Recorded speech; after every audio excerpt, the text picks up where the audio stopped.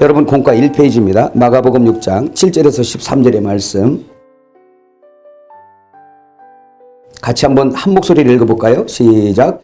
12 제자를 부르사 둘씩 보내시며 더러운 귀신을 제어하는 권능을 주시고 명하시되 여행을 위하여 지팡이 외에는 양식이나 배낭이나 전대의 돈이나 아무것도 가지지 말며 신만 신고 두벌옷도 입지 말라 하시고 또 이르시되 어디서든지 누구의 집에 들어가거든 그곳을 떠나기까지 거기 유하라. 어느 곳에서든지 너희를 영접하지 아니하고 너희 말을 듣지 아니하거든 거기서 나갈 때에 발 아래 먼지를 떨어버려 그들에게 증거를 삼으라시니 제자들이 나가서 회개하라 전파하고 많은 귀신을 쫓아내며 많은 병자에게 기름을 발라 고치더라.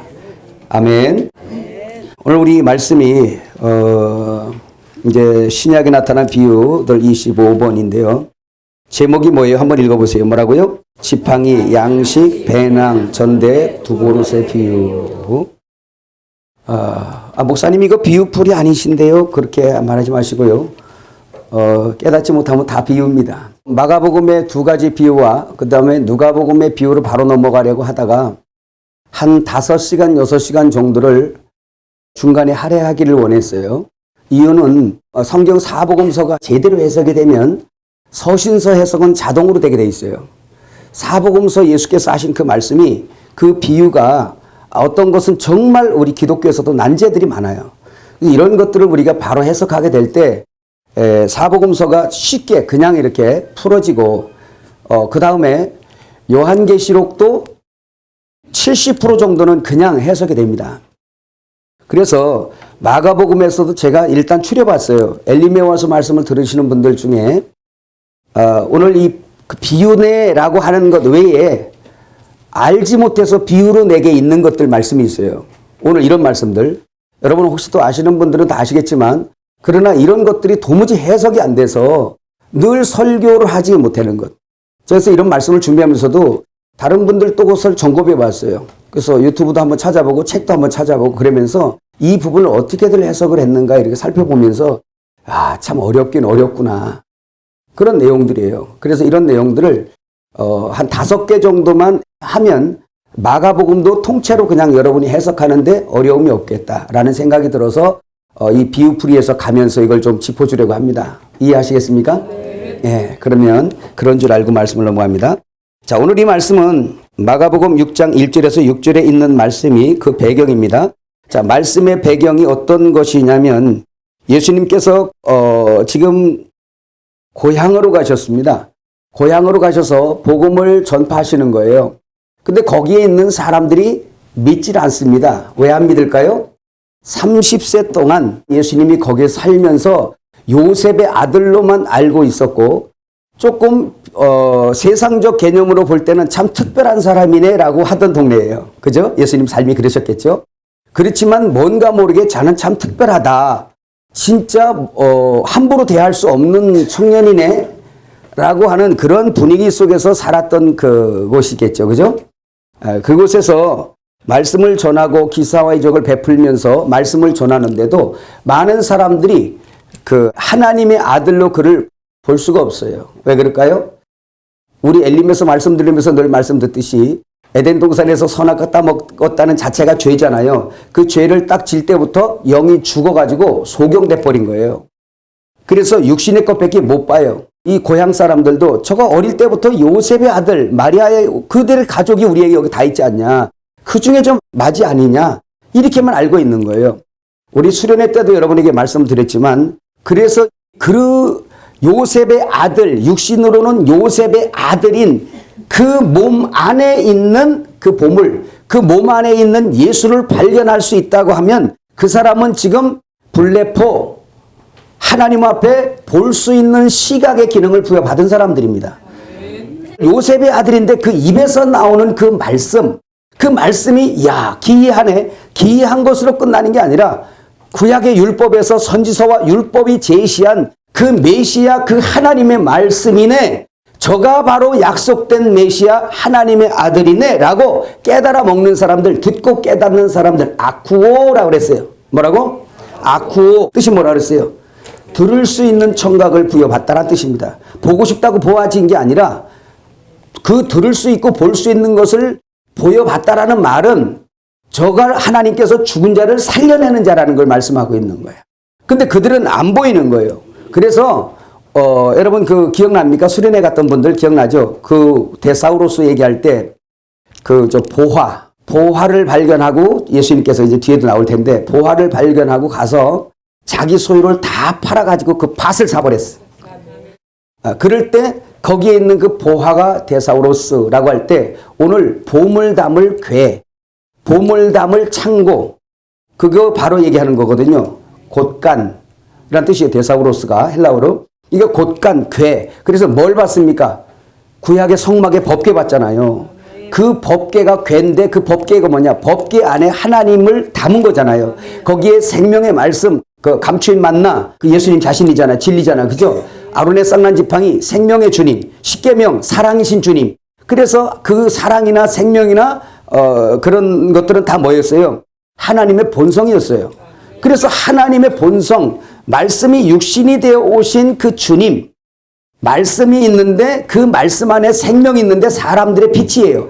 그 말씀이라는 껍질 안에 뭐가 있어? 생명이 있어. 그 말씀이 육신 되신 그 육신의 껍질 안에 뭐가 있어? 생명이 있어요. 그 생명이 알맹이란 말이에요. 그 껍질 육신은 십자가에 못 박혀서 할례로 벗겨진다는 말이 무식한 말인가? 아니요. 그래서 거기서 할례를 받고 제8일에 할례를 받으시고 죽으시고 부활하셔서 이제 생명으로 나서 그 생명이 어디로 갔냐? 사람 육신 속으로 들어갔단 말이에요. 우리 속에 들어갔단 말이에요. 그래 우리가 법궤란 말이죠. 돌아다니는 법궤들. 그 안에 하나님의 생명이 있고 하나님의 영광이 있어요. 근데 실제 신약의 법궤가 오셨는데 그 법궤가 초라해 보였단 말이에요. 마치 성막의 해달 가죽처럼 맨 밖에 있는 그게 해달 가죽이잖아요. 아주 볼품없는 거. 그래서 예수님이 볼품없게 오신 거란 말이에요. 그래서 그 껍질을 입고 오셨는데 껍질 속에는 법궤가 있고 황금 보석이 있단 말이에요. 거기에 하나님의 영광이 거기 있어요. 그러니까 돌아다니는 법궤라고 그랬어요. 그럼 예수님이 오셔서 지금 법궤가 돌아다니고 있는데 누구를 인도하려고? 이스라엘을 인도하려고. 그래서 이스라엘 집으로 왔단 말이에요. 그래서 이스라엘을 인도하려고 법궤가 와서 돌아다니는데 이 사람들이 구약에 있는 법궤나 생각하지 진짜 법궤를 모르고 있는 거죠. 소경이 되니까. 근데 그 중에서 다 소경이 아니라 그 눈을 열어 보여지는 자가 있으니 그가 바로 여러분인 걸 믿으시길 바랍니다. 그 너희는 들음으로 봄으로 복이 있다. 저들은 볼 수 없다는 거예요. 근데 예수님이 그 법궤 안에서 이렇게 오셨는데 못 알아보고 있는 거예요. 요셉의 아들로만 보고 있는 거예요. 그러니까 이 사람들이 하나님의 아들로 믿지 않으니까 예수님께서 거기를 떠날 수밖에 없어요. 그래서 여러분 지난번에 그것도 말씀했죠. 우리 몸이 엄청나게 소중하고 교회가 엄청나게 땅에서 소중한 것은 그 생명의 하나님을 모신 법궤들이기 때문에 누구든지 그 성전을 더럽히면 멸하시리라.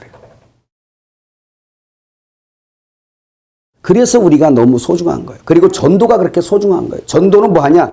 그 생명 담을, 하나님을 담을, 보물을 담을 그 궤를 찾아다니는 게 전도입니다.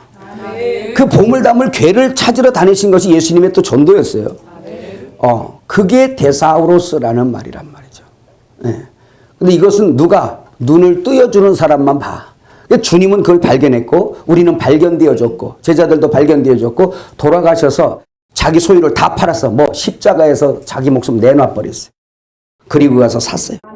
법궤이신 그분이 고향에 가서 복음을 전하니까 그들의 눈이 다 닫혀서 그를 하나님의 아들로 볼 수 없어요. 그랬더니 그곳에서는 믿지 않기 때문에 많은 기적을 베풀 수 없어서 그 중에 병인 몇 사람만 고치고 주님이 거기를 떠나시는 거예요. 고향을 떠나세요. 나와서 예수님께서 12 제자를 불러서 그들에게 둘씩 짝을 지워서 전도를 보내는 것이 오늘 본문입니다. 여기까지 이해가셨어요?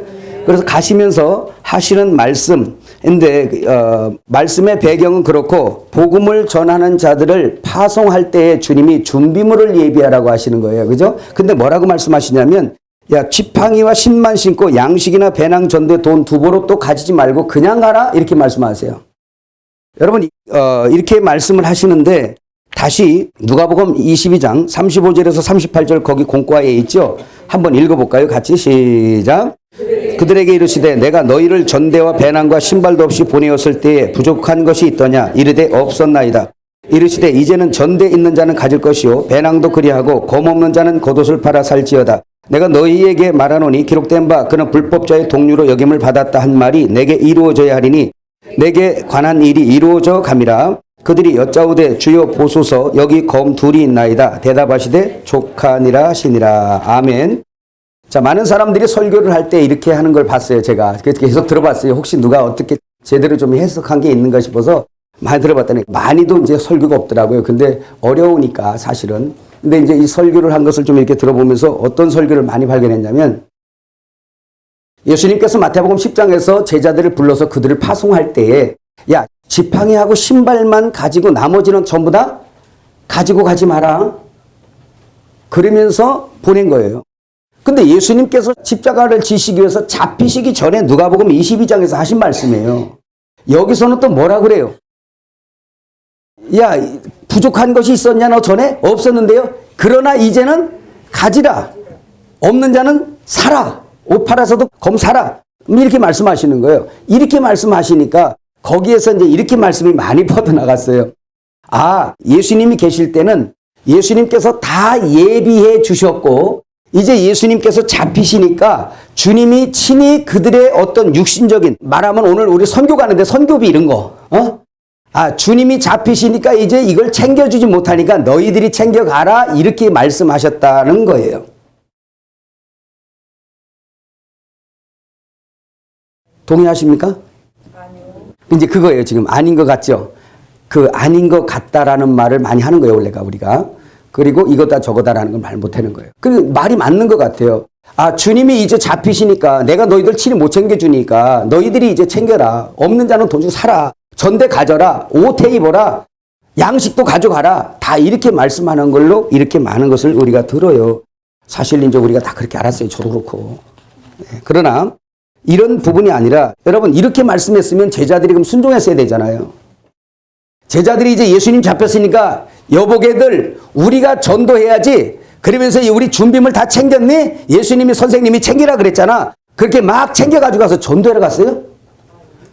무슨 전도를 하러 가요? 시험 들어가지고 자기 일하러 갔지. 맞습니까? 이 부분은 사실 영적인 것을 준비하라고 주님이 말씀하신 걸 믿으시길 바랍니다. 여기에 파송할 때 지팡이가 나옵니다. 그 지팡이는 이전에도 가져가라 그러고 이후에도 가져가라 그래요. 이 지팡이는 다른 것이 아니라 권세만 준 거예요. 예수님께서 죽으시기 전에 그 복음을 말씀으로만 줬어요. 아직 이 속에 들어오지 않았습니다. 그러니까 권세로 그 사람들이 귀신을 쫓고 병을 고치고 이 복음을 전하는 건 예수님이 죽고 부활하지 않아도 할 수 있던 일이었어요. 이해가셨습니까? 그래서 이 권세는 원래 예수 이름에 있는 거예요.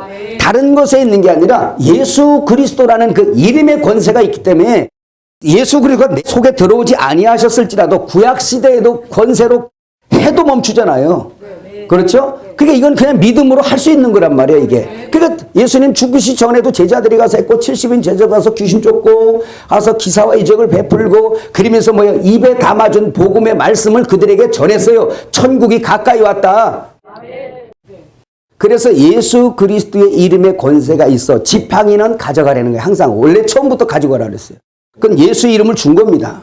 그 이름으로 산 거예요. 그러나 다른 거 가져가지 말래요. 예수님께서 제자들을 파송할 때 이거 가지고 가지 말라 이런 것들은 다 비유입니다.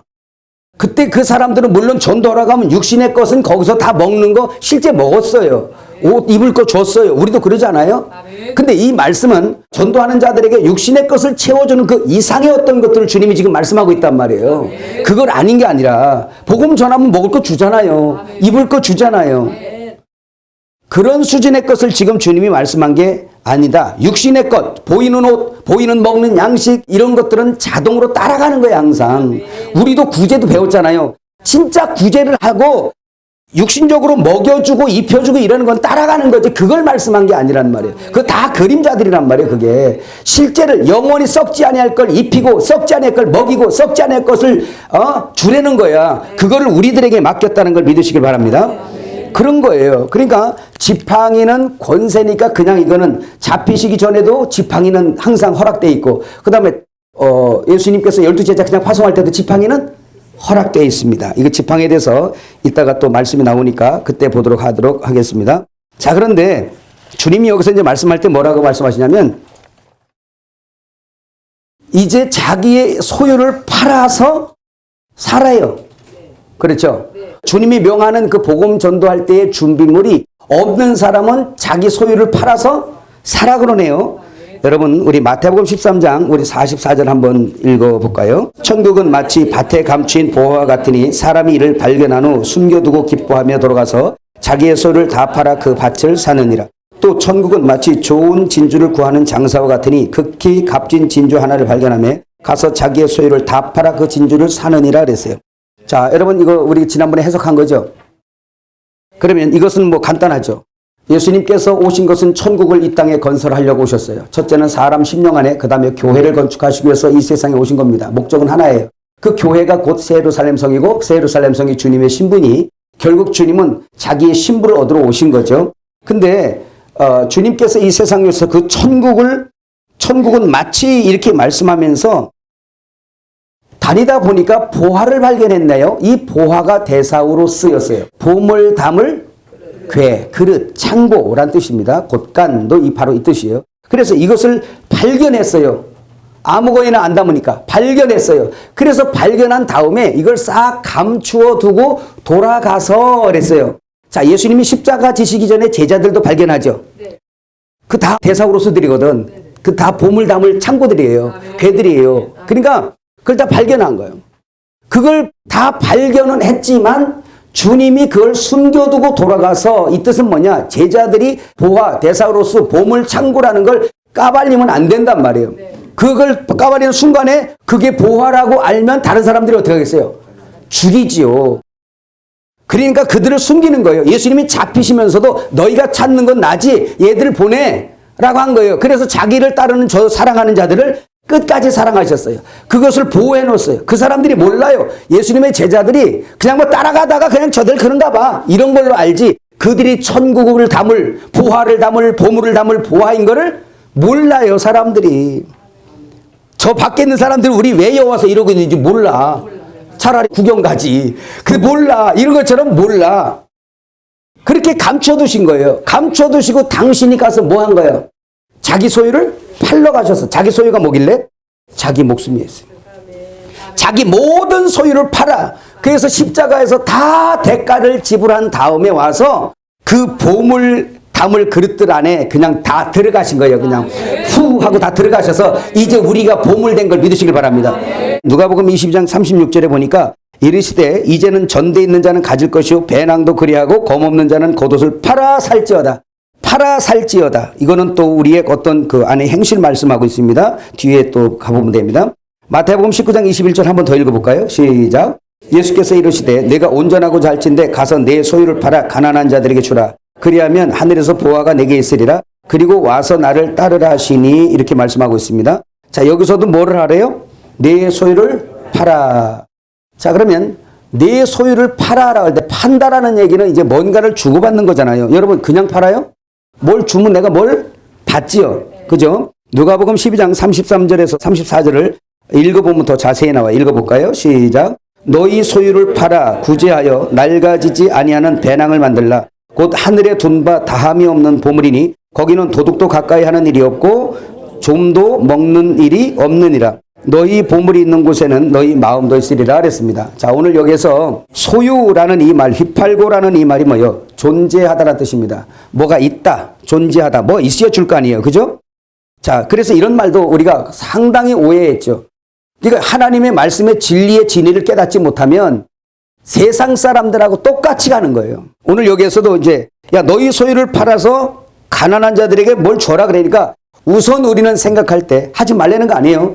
아, 내가 땅 있으면 팔고 집 있으면 팔고 다 팔아가지고 갔다가 가난한 자들을 구제하자.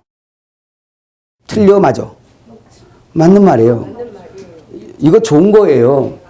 팔아서 바칠 데 없으면 이리 갖고 오세요. 그렇지만 오늘 이 말씀은 요거 자체도 비유예요. 세상 예수 안 믿는 사람들이 가난한 사람들에게 구제하는 거 좋은 일입니다. 근데 그 좋은 일이 뭐냐? 그것도 그림자예요.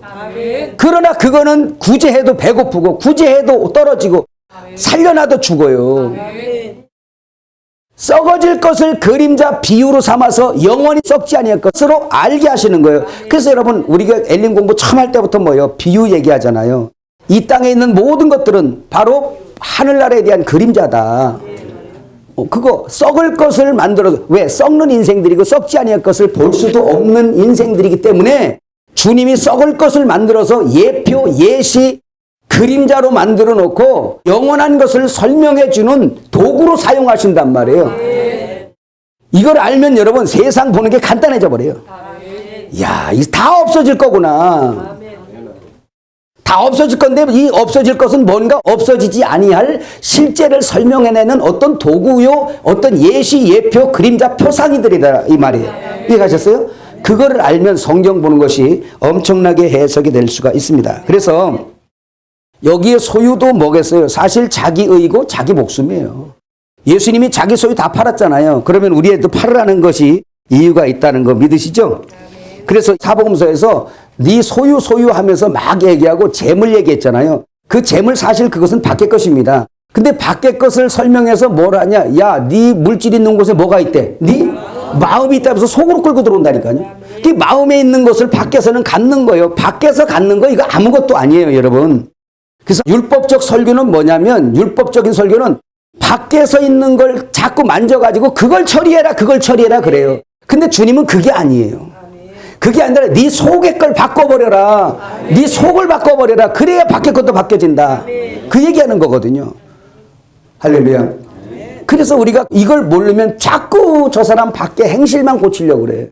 그러면 그거 하나 회개하고 와서 또 고쳐놓으면 또 고쳐놓으면 또 왜? 그 속에 씨가 들었으니까 자꾸나.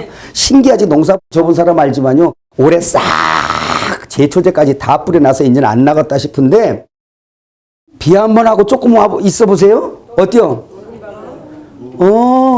아주 치를 떠는구나. 신기해. 내가 뿌리지도 않았는데 또 나. 어디서 있는 거예요? 그럼 씨가 어디 있는 거예요? 속에 있는 거예요.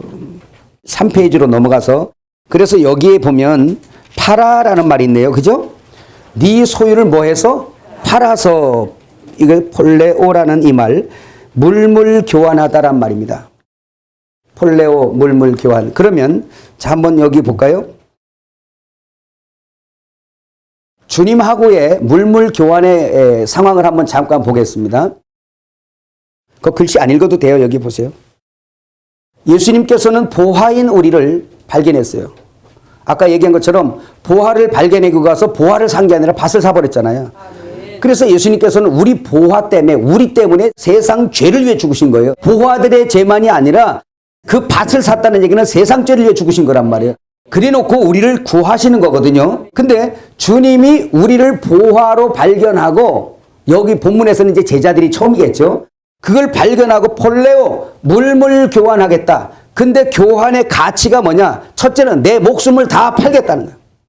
내 목숨, 뭐가 얼마나 중요한 게 있길래 자기 소유, 자기의 목숨을 다 팔아서 뭔가 물물 교환하겠다고 지금 갖고 온 거예요. 그게 뭐였어요? 예수님의 목숨을 주고 바꿔진 게 뭐예요? 교환된 게 뭐예요? 그 대사우로서 보화인 우리란 말이에요. 성도. 우리를 사기 위해서 주님은 자기 소유를 그렇게 다 팔아버렸어요.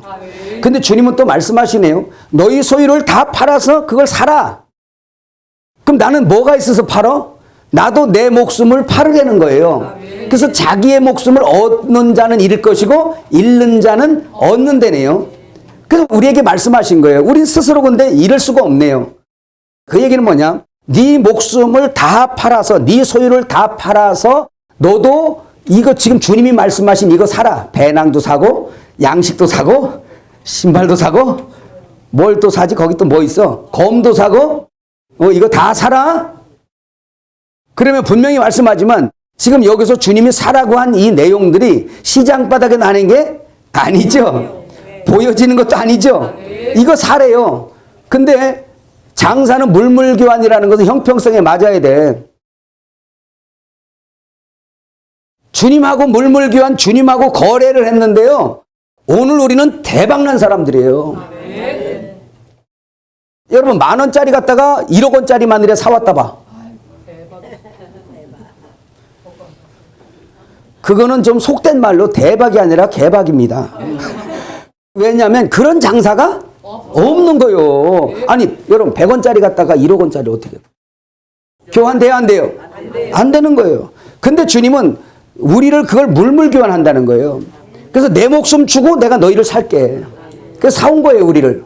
몸까지, 영혼, 몸까지 다 샀어요. 고린도전서 6장 20절 나오잖아요. 너희 몸도 값으로 주고 산 것이니 너희 몸으로 하나님께 봉사하래요. 그런데 너희도 팔아갖고 오래. 또 주님이 이 말씀하는 거예요. 너 팔아갖고 와. 팔아서 이거 사. 내가 팔 게 뭐 있어? 아니 죽은 시체를 얼마 줄 건데? 우리 사망당했거든요. 죽은 시체 얼마 줄 거예요? 돈 얹어줘도 안 가져가요, 여러분. 시체는. 근데 우리의 이것을 팔아라는 말은 거기서 주님 말씀하시기를 얘들아 너희가 팔아서 내게 줄 것이 없다. 네 죽음이 곧 내 죽음이고 내 죽음이 곧 너의 죽음이야.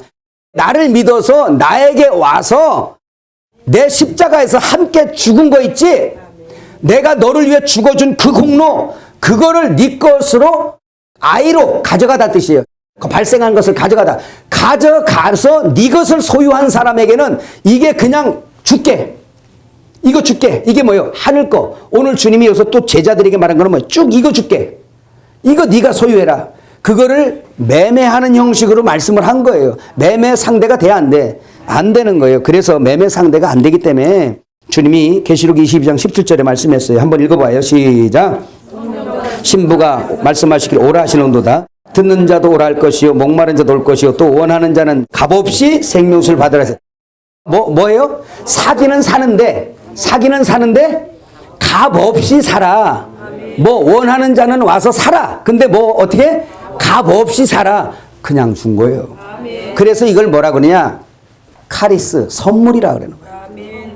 이건 매매라고 말하고 팔고 사는 문제로 말씀을 하셨지만 선물로 준 거예요. 따라합시다. 주님을 우리에게 선물로 주셨다. 고린도전서 9장 18절 또 읽어요. 시작. 그런즉 내 상이 무엇이냐? 내가 복음을 전할 때 값없이 전하고 복음으로 말미암아 내게 있는 권리를 다 쓰지 아니하는 이것이로다. 내가 모든 사람에게서 자유로우나 스스로 모든 사람에게 종이 된 것은 더 많은 사람을 얻고자 합니다. 자, 여기서도 보니까 복음을 전할 때 사도 바울이 어떻게 했어요? 값없이 전했어요. 왜 값없이 전했을까요? 값없이 받았으니까. 그렇지. 말도 안 되는 거래를 한 거예요. 누가 하셨어요? 주님이 하셨어요. 말도 안 되는 거래를 한 거예요. 사도 바울이 은혜를 안 사람이에요. 그래서 이것을 내가 값없이 받았으니까 내가 이 복음을 내 일생 목숨을 다 팔아서 값없이 내가 주겠다. 이거였어요. 우리 사랑하는 종들이 이 은혜 받아야 됩니다. 뭐 안 줄까 하고 눈독 들이지 말고 줄 생각을 하세요. 그러면 주니까 계속. 최소한 썩을 것은 안 줄지라도 썩지 아니할 것을 무작위로 주세요. 감당을 못하겠단 말이야 이걸. 땅의 거 받고 싶어요? 하늘 거 받고 싶어요? 그럼 만일에 이런 비밀을 알고도 다시 육으로 돌아가서 눈이 영적인 눈 감겨지고 육적인 아쉬움 때문에 늘 없는 것만 보이지. 여러분 이 세상에서 자기 넉넉하게 보이는 사람 별반 없습니다. 많이 가진 사람은 많이 가진 사람대로 마음이 부하기 때문에 더 없는 게 보여가지고 언제나 더 하나. 언제나 난 저렇게 되나. 언제나 저렇게 되나. 이런 사람들에게는 이미 하나님이 주시려는 원함과 내가 원함이 다르기 때문에 이것을 받아내기가 쉽지 않습니다. 그래서 여러분 육신적인 것은 따라간다 그랬지. 이거 염려하지 마세요. 혹시 우리 집이 다 날아가고 내일 먹을 양식이 없어도 걱정하지 마세요. 우리 그런 거 많이 겪었어요. 걱정할 거 없어요. 다 내가 이만큼은 돼야 되라는 내가 어떤 규정하고 설정해 놓은 그런 환경과 내 소유의 어떤 가치를 딱 설정해 놔서 그게 돼야만 하나님이 축복한 거고 그게 돼야만 내가 행복하고 이런 그런 규정된 자기 마음속에 그거 있지. 그게 힘들게 하는 거예요. 그러면서도 우리는 살려달라고. 야, 죽여서 살릴게. 죽여서. 아니, 죽는 거 싫고 그냥 더 살려주세요. 죽여서 살려줄게. 죽여서 살려줄게. 아유, 나 그런 거 말고. 이게 계속 우주 안의 싸움입니다. 이 부자지간의 싸움이 계속. 뭔 얘기인지 이해가셨어요? 네. 그래서 우리 여기 엘리메스 훈련받는 여러분들은 물질이 세상에서 많이 필요하고요. 건강도 필요하고요. 다 필요합니다. 그러나 하나님께서 여러분 우리에게 원하시는 건 혹 여러분 우리에게 건강을 빼더라도 혹 재물을 빼더라도 혹 환경을 빼더라도요. 그것마저도 하시는데 좋은 목적이 있으신 것은 썩을 것을 놓게 하고 썩지 아니할 것을 얻게 하시기 위한 방편이세요. 그 가치 있는 걸 주시려는 방편이란 말이에요.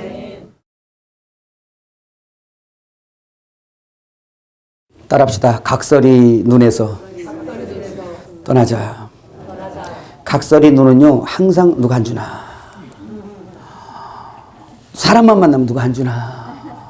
이 집 대문에 가면 뭐 안 주나. 안 주면 이제 춤추고 노래하는 거예요. 얼씨구씨구 들어간다. 이러면서 막 하는 거예요.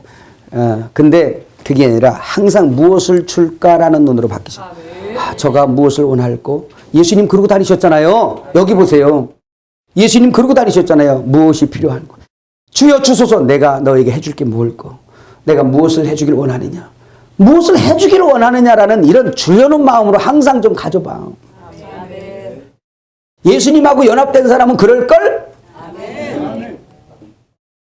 내가 무엇을 저에게 해줄까? 자, 복음의 장사와 복음의 구제가 뭔지 한번 다시 보도록 하겠습니다. 누가복음 11장 39절에서 41절 시작. 주께서 이르시되 너희 바리새인은 지금 잔과 대접의 겉은 깨끗이 하나 너희 속에는 탐욕과 악독이 가득하도다. 어리석은 자들아 겉을 만드시니가 속도 만들지 아니하셨느냐. 그러나 그 안에 있는 것으로 구제하라. 그리하면 모든 것이 너희에게 깨끗하리라. 그러죠. 자, 구제라는 말 동정, 자비, 가난한 자들에게 베품인데 자, 이것도 마찬가지예요. 여러분 잘 들으세요. 이런 것들을 자꾸 말씀하는 거는 말씀의 그 핵심 진리를 자꾸 보라는 거예요. 껍질을 좀 벗기라는 거예요. 이 죄종들이. 그럼 여기에서 지금 보세요. 이걸 말씀하면서 구제를 하는데 뭘로 구제하냐면 네 속에 있는 것으로 구제하래요. 아멘. 마태복음 19장 부자 청년에게 말할 때 너 소유 다 팔아라. 팔아서 가난한 자들에 주고 너 그리고 나를 따라라. 그러면 하늘의 보화가 내게 있을 거니까. 자, 그런 말씀을 또 하시네요. 마태복음 6장에도 이런 먹고 마시는 문제를 쭉 얘기해요. 그래도 그 나중에 하시는 말씀이 뭐예요? 그 나라와 그 일 구해라가 답이었어요.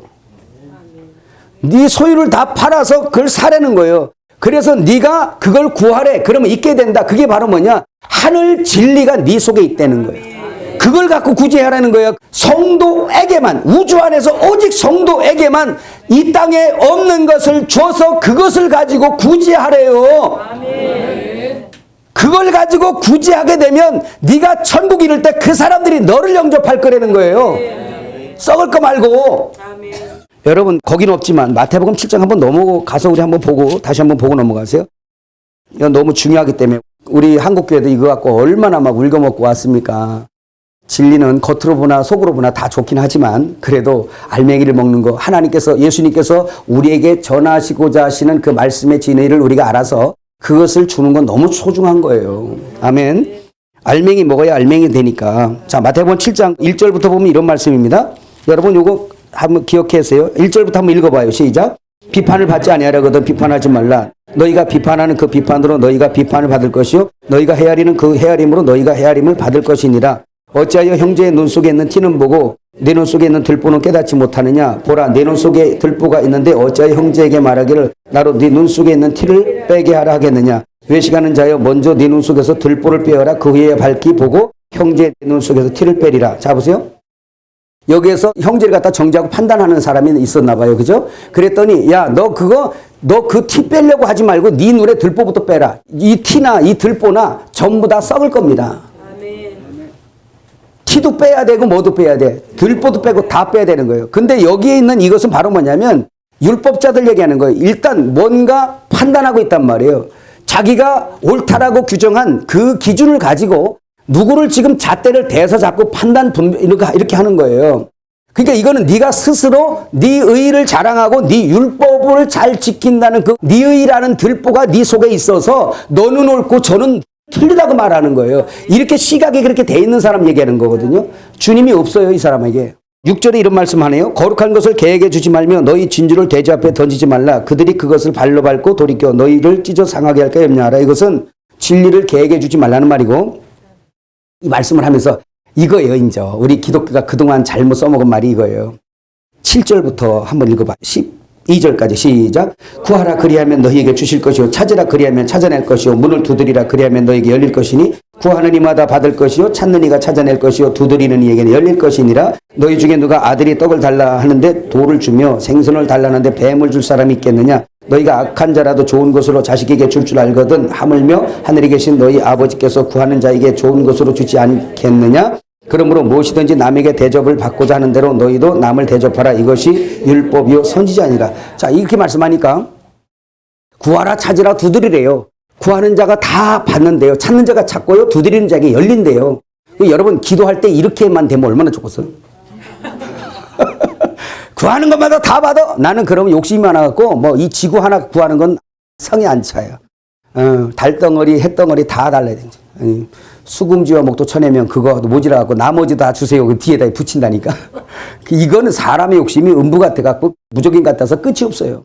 근데 주님이 여기서 이렇게 말씀하니까 사람들이 이거에 대한 핵심 모르고 나의 의에 필요한 요구 조건만 하나님 앞에 구하라 두드려라 그냥 막 다 받을 거다 준다 그러니까 어디다 주냐고요. 이 말씀의 핵심은 그런 내용이 아니라 이 좋은 것을 주지 않겠느냐. 그래서 누가복음에 가니까 성령을 주시지 않겠느냐. 다시 말하면 진리 그리스도를 주지 않겠냐. 그렇게 말씀한 것은요 12절이 답인 거예요. 그러므로 무엇이든지 남에게 대접을 받고자 하는 대로 너희도 남을 대접하라. 이것이 율법이요 선지자래. 율법이요 선지자. 구하라 두드라 찾으래. 뭘 율법이요 선지자가 그렇게 말한 거 그거. 장세부터 약속했던 그거. 내가 너희들에게 죽은 자에게 생명으로 주리라고 약속한 메시아를 보낼 거다. 하늘의 진리 구원 생명 영생. 이거를 준다고 구약 성경이 뭘 얘기한 겁니까? 그거 계속 준다고 선지자들이 말한 거예요. 그걸 성막에서도 이야기하고 다 이야기한 거예요. 이게 선지자들이 선지서를 통해서 계속 약속한 거예요. 이거 달라고 기도하고 찾고 두드리라는 거예요. 그게 너희가 얻어서 남을 대접할 게 그거라는 거예요. 육신적인 거 좀 줬다고 자랑하고 맨날 교만 떨지 말고 하늘에 썩지 아니할 것 이거 주고 이거 주라는 거예요. 이거 세상에 없는 거 오직 하늘에서만 내리는 거 애굽에서 나는 거 말고 하늘에서 내리는 거 맞나? 그거 구하라는 거예요. 그거 구해서 그거를 구하면 어디에 창고에 들어가냐면 대사우로서 네가 창고인데 창고 속에 담겨지는 예수를 말씀하는 걸 믿으시길 바랍니다. 거기서 속에 있는 것으로 구제하라는 거예요. 네 구제는 영생에 이르게 하는 거야. 너의 구제로 인하여 네가 천국 들어갈 때 그 사람들이 너를 반길 거야. 어디? 영생으로 들어갈 때. 그거를 가지고 구제하라는 거예요. 그래서 주의 종들뿐만이 아니라 성도들은 항상 하늘의 것을 소유하고 하늘의 것을 담고 은혜로 충만하고 진리로 충만하고 할렐루야 믿음으로 충만하고 성령 충만해서 그 세상에 없는 것을 가지고 성도에게만 베풀어진 그것을 가지고 구제하고 베풀어서 한 번 구제해 그 사람이 영생까지 이르게 하는 거예요. 한 번 입혀준 옷이 영생까지 가는 거예요. 광야에서 너희가 갈 때 옷이 헤어지더냐 40년 동안? 아니요. 그래 맞아. 하늘 것은 영원히 떨어지지 않는 그리스도의 의란다. 이거 주려고 하신 거거든요. 이거 들으니까 진짜 우리 한국교회 우리 설교들이 조금씩은 좀 생각을 해봐야 되는 거 생각나죠.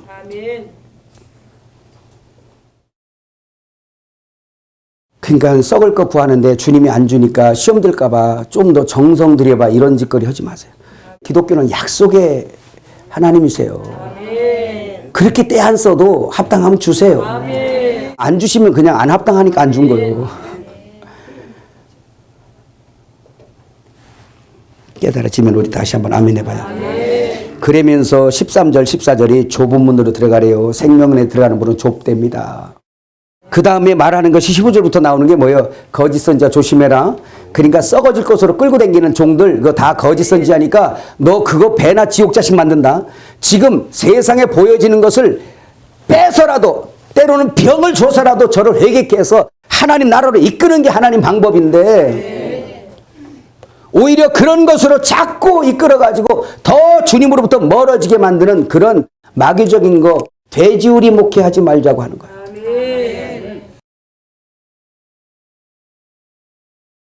그걸 말씀했어요. 여러분 그 박스에 있는 거 한번 보면 여러분 그거 한번 해석해 볼 수 있겠어요? 잠언 11장 24절 한번 읽어봅시다. 말씀 벗겨 먹기라고 제가 일부러 여러분 한번 해보라고 하는 거예요. 자, 구약을 신약으로 벗겨 먹어보세요. 한번 읽어봐요. 시작. 흩어 구제하여도 더욱 구하게 되는 일이 있나니 과도히 아껴도 가난하게 될 뿐이라. 이거를 그대로 설명하면 이겁니다. 자, 우리 기독교인들은 우리가 자꾸 자기를 챙기려고 하지 말고 주라.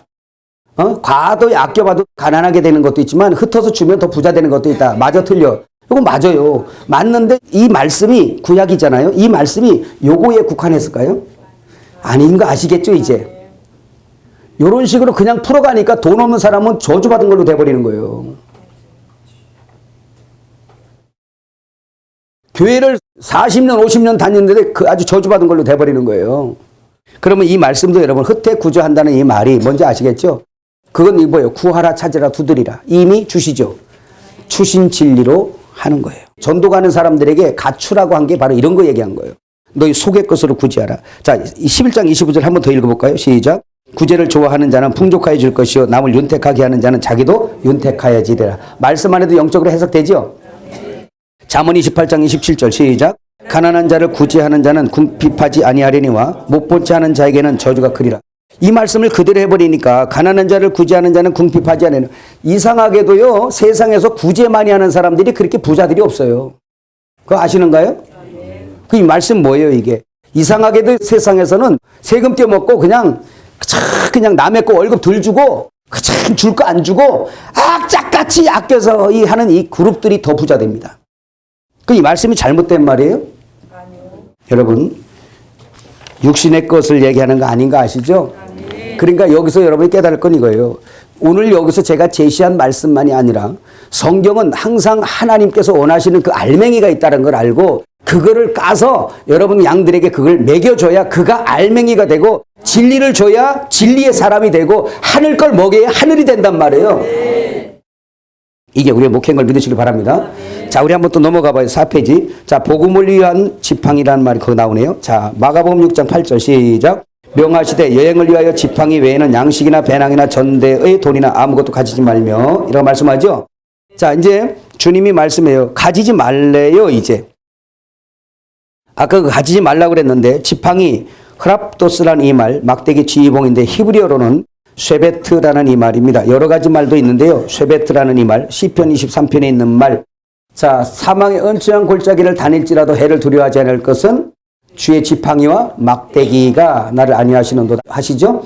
그 지팡이가 바로 쉐베트입니다. 자, 이 말을 철자를 따지면 철자의 첫 글자가 쉰, 그죠?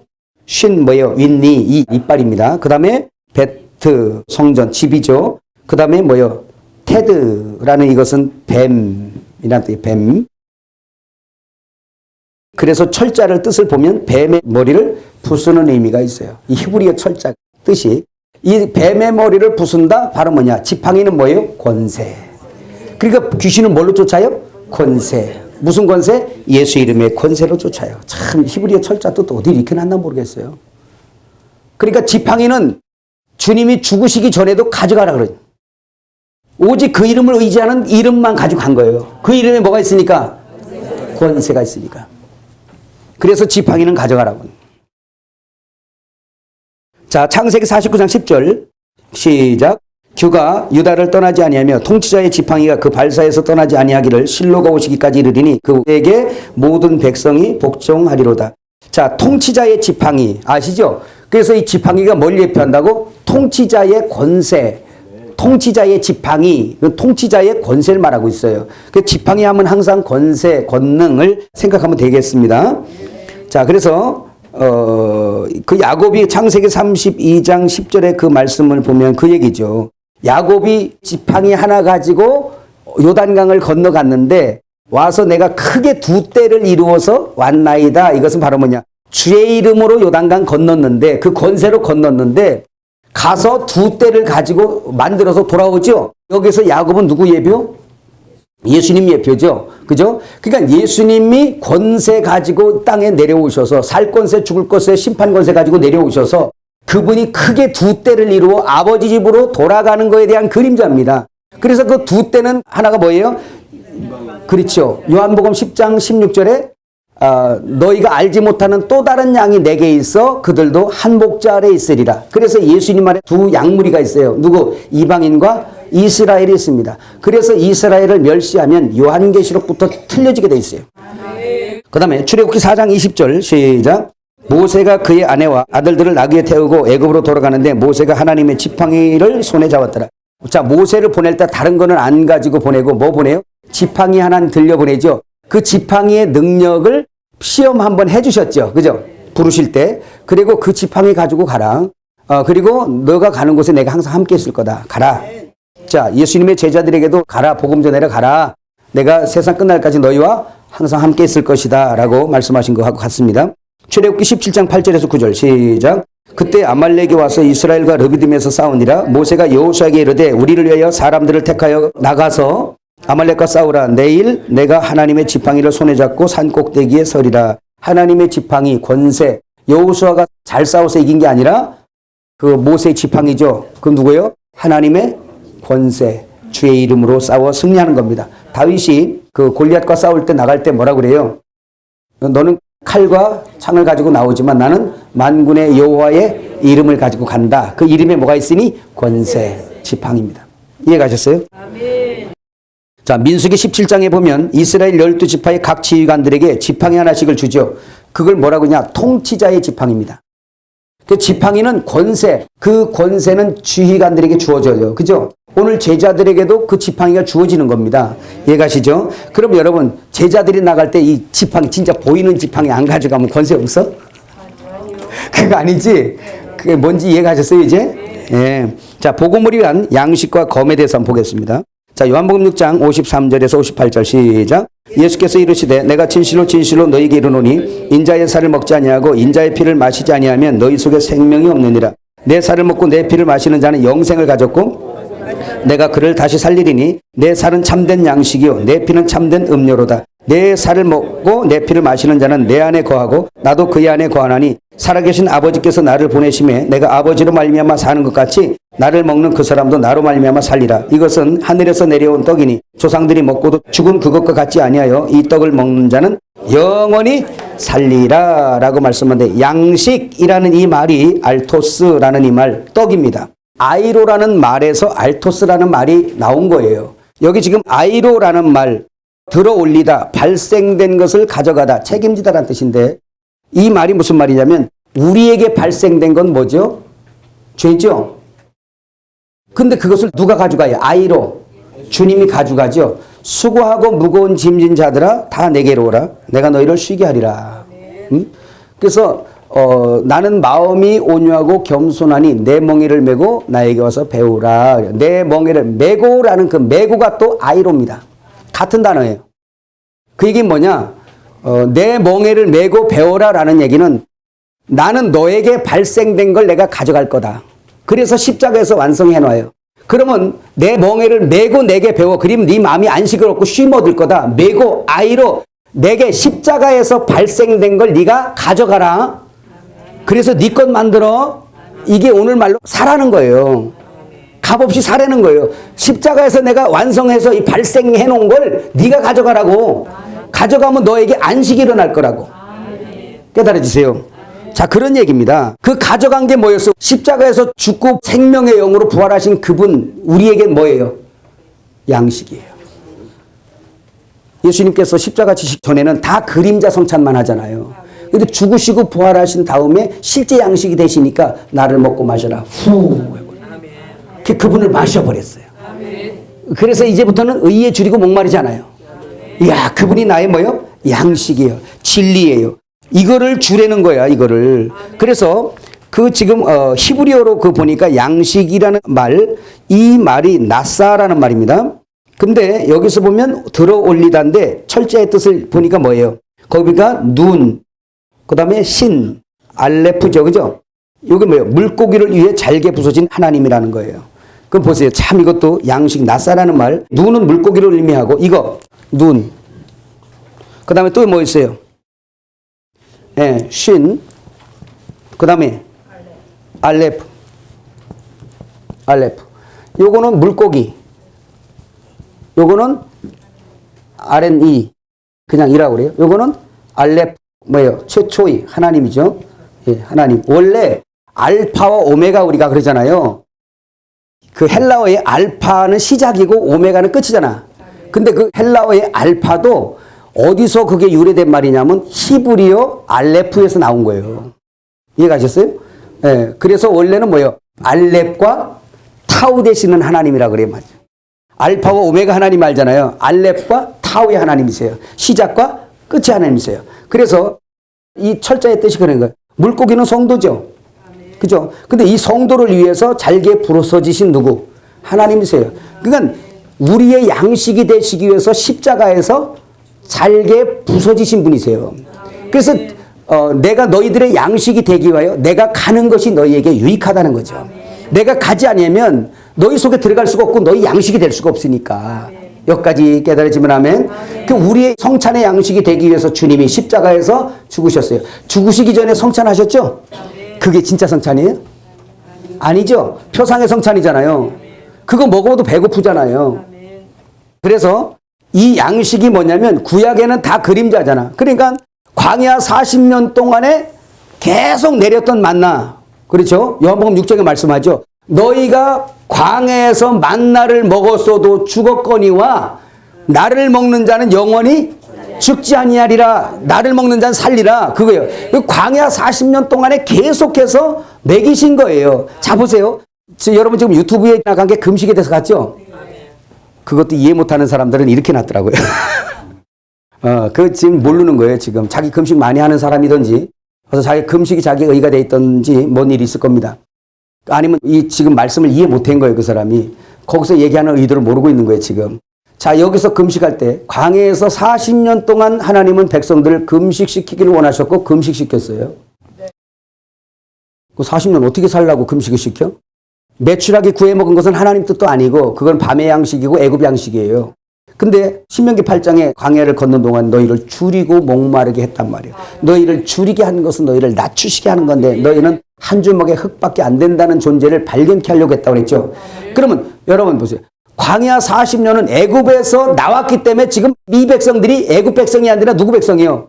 가나안 백성이고 천국 백성이고 하나님 백성이잖아요. 그러면 애굽 백성이 있을 때 애굽에서 먹던 양식을 끊어버렸단 말이에요. 이걸 볼 수 있어야 돼. 그래야 오해를 안 해. 그러면 모르는 사람이 묻잖아요. 아니 그러면 이스라엘 백성들이 광야에서 굶었어요? 그건 다 표상의 양식이기 때문에 애굽에서 땅에서 나는 양식이 아니고 하늘에서 내린 양식이란 말이에요. 그건 사실 이 세상에 있는 양식이 아닌 거죠. 그림자 세상이기 때문에 그걸 먹어야 사니까 그걸 먹지만 이스라엘 백성들에게 양식이 하늘에서 내려온단 말이야. 그건 사실 그들이 육신으로 먹었지만 사실 그가 의미하는 만나는 뭐예요? 영적인 양식, 예수 얘기하는 거예요. 진리. 하늘에서 오신 예수. 하늘을 근원 삼아 오신 예수. 그 예수가 뭐였어요? 양식이었단 말이에요. 누구의? 자기 양들에게 꼴이고 양식이었단 말이에요. 그래서 하늘 백성들은 그거 먹는 거야. 근데 참 양식, 이렇게 하늘에서 내리는 양식인 그 진짜 양식을 하나님께서 너희들에게 보내줄 거다. 그렇게 해서 오신 분이 누구야? 예수님이세요. 그래 요한복음 6장에서 너희가 광야에서 만나를 먹어도 죽었거니와 나는 하늘에서 내린 이 떡, 이건 아버지가 인치신 떡, 이걸 먹으면 영생하고 살리라는 거예요. 그게 들을 기가 없으니까 그렇게 따지는 거예요. 그러면 이스라엘 백성들이 40년 광야에서 금식시켰다 그러니까 그럼 40년 동안 그들이 먹었는데 뭔 금식을 했냐고. 그런 사람들한테는 그냥 이해하고 있어야 돼요. 예, 그렇습니다. 예, 그렇군요. 그 사람들이 많이 먹었어요. 매출하기도 먹고 많이 먹었어요. 그래요. 들을 기가 없는 사람들이에요. 이걸 여러분 죄종들이 잡아줘야 돼요. 안 잡아주니까 성도들이 금식할 때도 자기 힘드니까 자기 필요만 막 금식해서 떼쓰는 이런 금식하면 안 되고 이스라엘 백성들이 그렇게 금식한 것도요. 겉으로 볼 때는 그 사람들이 이게 없으니까 우리가 이렇게 전쟁 만나고 고통스럽고 괴로우니까 금식하는 이런 걸 생각하세요?